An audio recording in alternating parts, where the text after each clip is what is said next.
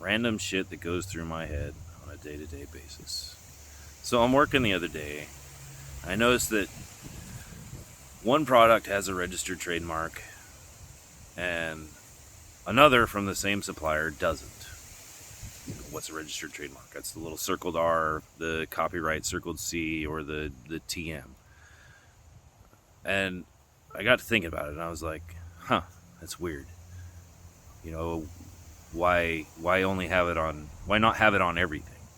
You know, it's on everything from potato chips to toilet paper when you go to the store.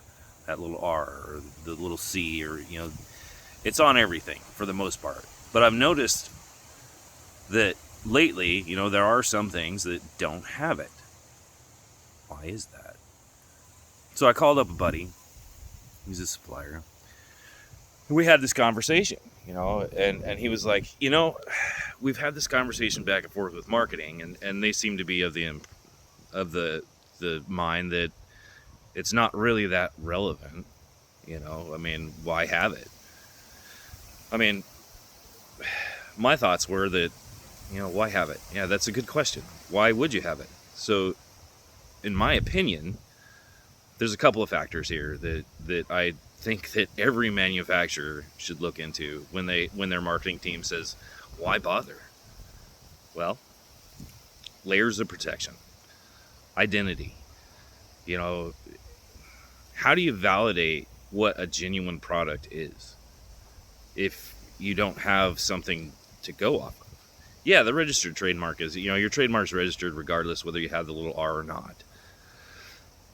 But let's say a foreign country, you know, whichever one it is, doesn't matter, decides to copy your product. You know, it looks pretty much identical, but they don't put that little R on there because, you know, that's definitely a giveaway that, you know, if they get caught, then they knowingly copied something that's registered. So let's say they do that and you don't have yours, you don't have the registered trademark on you, you don't have the little R on your product. How's a customer supposed to know whether they're buying the genuine made by that manufacturer product or, you know, somebody's fake knockoff?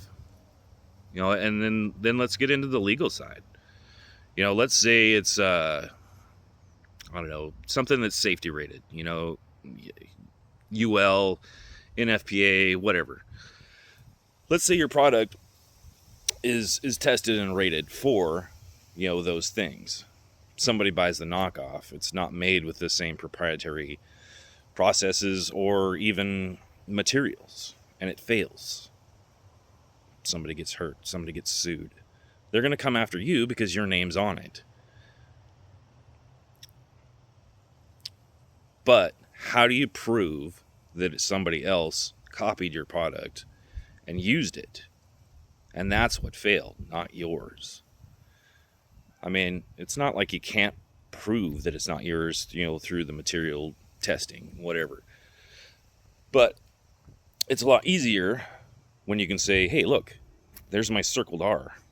Or, hey, look, my circled R is not on that product. So I don't think it's mine. I think somebody copied it. And this is a lawyer issue. So it'll help in your legal process. Every business should just tell their marketing company in crayon, just put it on there.